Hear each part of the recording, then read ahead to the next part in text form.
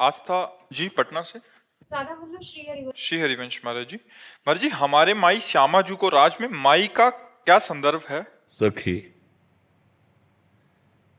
निकुंज में सखी को संबोधन किया था, जैसे एरी सखी, ए माई।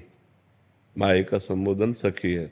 देखो माई सुंदरता की सीमा, ए सखी देखो हमारी स्वामिनी जो सुंदरता की सीमा है।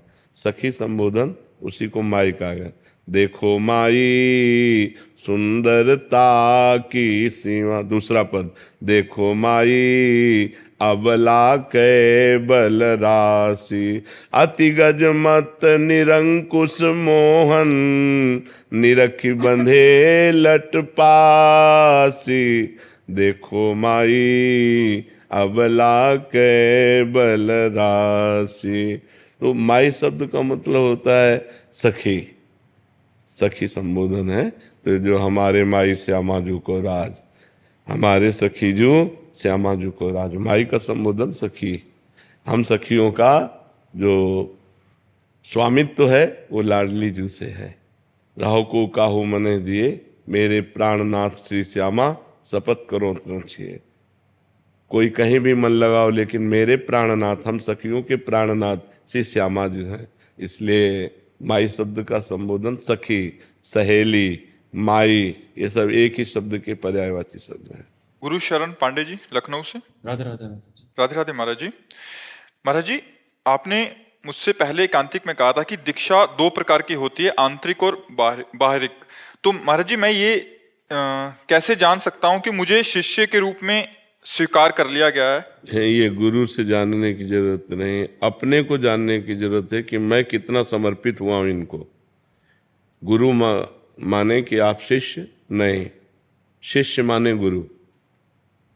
द्रोणाचार्य जी ने एकलव्य को हटा दिया था, हम तुम्हें शिष्य नहीं मानते, क्योंकि हम राजकुमारों के राजगुरु हैं। और उसने एक दृष्टि में गुरु बना लिया। दृष्टि मात्र से मेरे गुरुदेव द्रोणाचार्य चला गया और एकांत में मिट्टी की वैसे ही भावनात्मक मूर्ति बनाई और रोज प्रणाम करके प्रत्यंचा चढ़ाता और गुरु द्रोणाचार्य जी का स्मरण करता। इतना बड़ा धनुर्धर बना कि अर्जुन को जो सिखाया था वो भी पीछे थे, वो आगे था। सर्वश्रेष्ठ धनुर्धर विश्व का एकलव्य। अब अर्जुन ने जब देखा उसका हस्त लाघव कि कुत्ता भूखा, इतने में पूरा मुंह बाणों से भर दिया। कहा हमें आशीर्वाद दिया है हमारे गुरु ने कि तुम विश्व के सर्वश्रेष्ठ धनुर्धर हो, और मैं आज निर्णय करता हूं कि मैं तुम्हारे सामने कुछ नहीं हूं। तुम किसके शिष्य हो? तो उनका गुरु द्रोणाचार्य जी के। बात समझ में आई?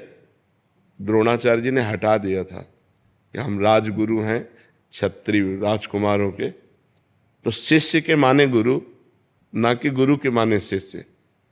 आप कितने % समर्पित हैं ये आपका हृदय जानता है। हम बिल्कुल आपको तिरस्कार करेंगे और आप मानते हैं कि आप मेरे परब्रह्म परमात्मा हैं, आपका कल्याण हो जाएगा। और हम कहते तुम हमारे शिष्य हो और तुम हमारी अवहेलना करो अंदर से, तो आप नरक जाओगे। कोई उससे लाभ नहीं। कंठी बंधवा लो, तिलक लगवा लो और मनमानी आचरण करो तो आपकी दुर्गति हो जाएगी, आपका कल्याण नहीं होगा। हम बिल्कुल तिरस्कार, हम मानते ही नहीं आपको, और आप हमारे परब्रह्म परमात्मा हो, आप परम भगवान को प्राप्त हो जाओगे। समझ पा रहे हैं आप? जो शास्त्रीय बात है वो ये बात है। महाराज जी, मैंने पिछले कांतिक में मैंने आपसे पूछा था कि मैं सख्य भाव में भगवान को प्रेम करता हूँ। तो फिर आपने पुष्टि मार्ग के बारे में बताया था, लेकिन मैंने कहा था कि मैं आप ही को सब कुछ मानता हूँ, आप ही से सब कुछ लेना देना है। फिर तब आपने कहा था कि आप हमको आंतरिक से गुरु मानो, फिर आगे बढ़ो। तो वही मैं जानना चाहता था कि इसी मार्ग में अंदर से मान के आप। देखो, अगर आप भजन शुरू करो, भगवान आपके भाव को जानते हैं। आप अगर उनसे सखा भाव रखोगे, मित्र भाव रखोगे, पुत्र भाव रखोगे, जो भाव रखोगे वो आपको अनुभव करा देंगे। नाम जप करो, पहले दाम इकट्ठा करो, फिर जो चाहो खरीद लो। नाम वो धन है जिससे भगवान को अधीन किया जा सकता है। सुमिर पवन सुत पावन नामू, अपने बस करी राखे रामू। अब जो चाहोगे वैसे ही भगवान आपको